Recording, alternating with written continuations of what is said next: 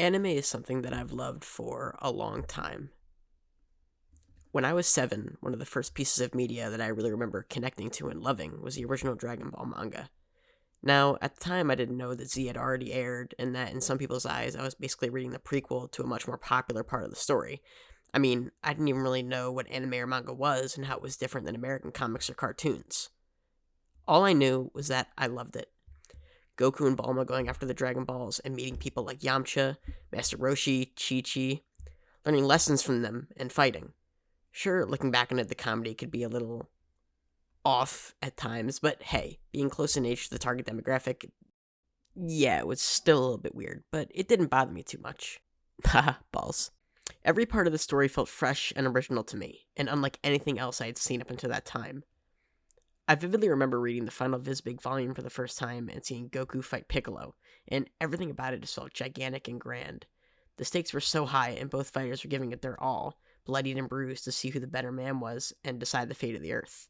And while the manga was good enough, the real breakthrough moment for me was when my father brought home Volume 1 and 2 of the Dragon Ball Z anime. Because no matter how much I loved the original Dragon Ball manga, watching the first arc of Dragon Ball Z sent my love to a whole nother level. 奇跡の炎よ燃え上がれよ君の心に未来のため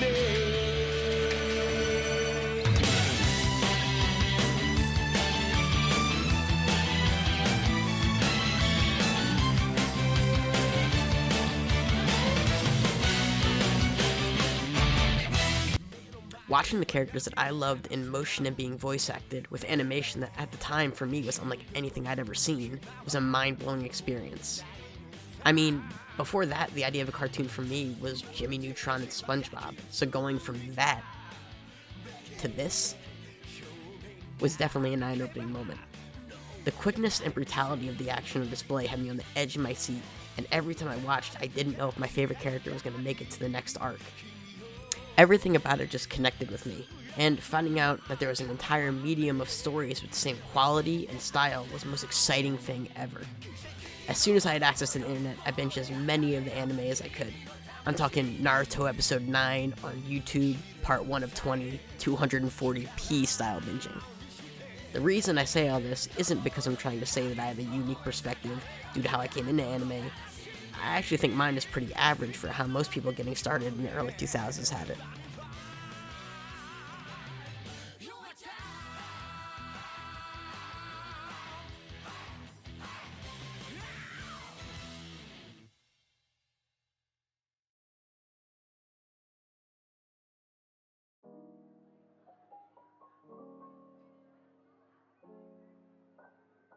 The reason I say this is to show that the way I got into anime led to a kind of inherent appreciation and excitement with each new show that I found.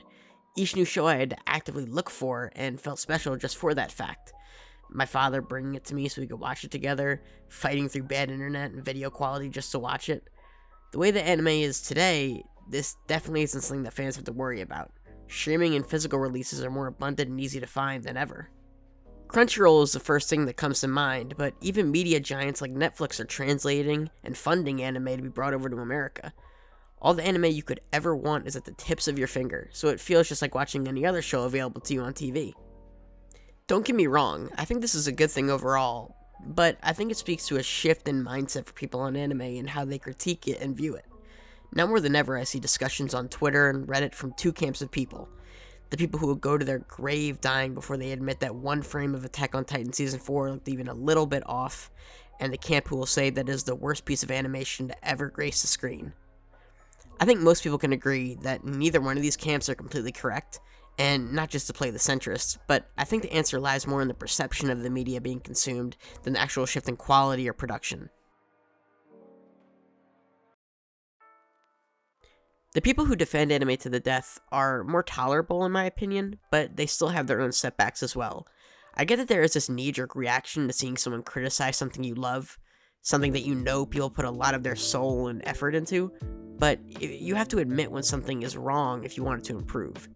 Sure, maybe nitpicking a frame of Bakugo looking a little bit off in the background is not justified, but acknowledging a lack of dynamic lighting or some keyframes looking off isn't that offensive of a thing to do.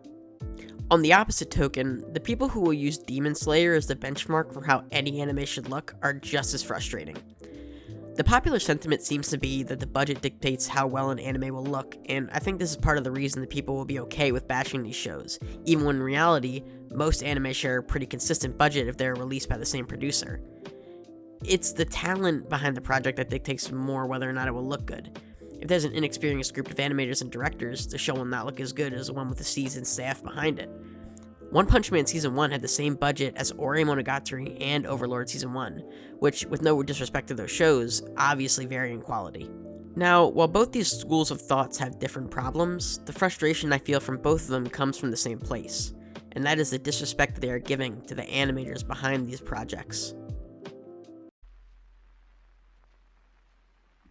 I think by now it's pretty common knowledge how horrible the animation industry in Japan is. The work hours and work conditions are notoriously horrible, with many animators sleeping at their desks during overtime and being sent home due to how bad their physical conditions get.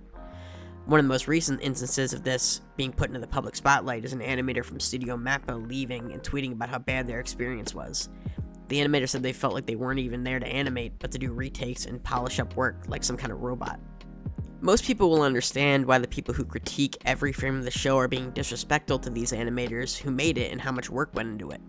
These people put their lives on hold, missing important family events to bring you a show, and you, with your Cheeto dust in your shirt, just have to tweet about how lackluster the Beast Titan's butt looked in the one shot. But I think the less popular opinion that I have is that the people who defend these shows are doing just as much harm as the haters do with how they respond. When these people deny that there are any issues and say that Season 4 of Attack on Titan looked better than all the other seasons, when that is pretty blatantly not true, sure, it's good that they're showing support to the animators, and I'm sure it makes them feel well. But it's also showing that the work conditions that brought about the issues in that season are okay, because people like you will pretend it's not there and treat it as if it's a masterpiece. Yes, Attack on Titan Season 4, and sorry I keep using that show, but is there really a better example of a horrible production cycle, was no means a bad-looking show. But you could obviously tell that there was issues of production and how fast they had to pump it out for the committee. When you say that there isn't any issues, some producer at Mappa breathes a sigh of relief and orders 50 more shows to be done by the end of the season. I wish I was exaggerating about that. I want to make myself clear that I'm in no way saying that you can't praise work that was done under a fast production cycle or has issues in it, but you have to open your eyes to the issues in the system making this work and acknowledge that if you want these shows to be better, you have to create a healthier work environment for the people doing it. I can completely understand that with 40 new shows coming out each season and you're so spoiled for choice that you kind of lose the nuance of how long it takes to make these shows, but instead of you arguing on Twitter about it being the best of all time or the worst of all time, I think if people just kind of understood the context of it being created and had a discussion about why was this look like this, how do I make this better, it would create a lot more of a dialogue that was positive than just yelling at each other about whether or not it was the GOAT or the worst of all time. So, are anime fans spoiled? Yeah, they definitely are. But I don't think there's anything that can be done to put that genie back into the bottle. We're spoiled for choice in shows, spoiled for how you want to view them. In most any way you can think of, anime fans have it easy. Anime is mainstream. As much as people would like to act like it wasn't, you would be hard-pressed to not see at least one advertisement for a piece of merchandise online, wherever you are. It's a different time, and that sense of wonder associated with it has passed. But that doesn't mean you shouldn't still be amazed and happy that we even get to see these shows for how easy we do. In my opinion, it's a privilege that I live in a time that makes it so easy to watch anime. I want you to try and remember how awesome that first anime you watched was. That sense of wonder and awe that you were seeing something wholly unique and different than anything you'd ever seen before. Watching Iruka get saved by Naruto. Watching Goku beat Frieza. These are moments that still stick with me to this day. Someone sat down and wrote all the lines out for the voice actors, spent months of their lives perfecting each keyframe and putting all the oomph needed to make the most electric and cool adaptation they possibly could. And when I sit back and really think about how much effort went into those scenes that changed me and made me the person I am today, I think that's kind of awesome.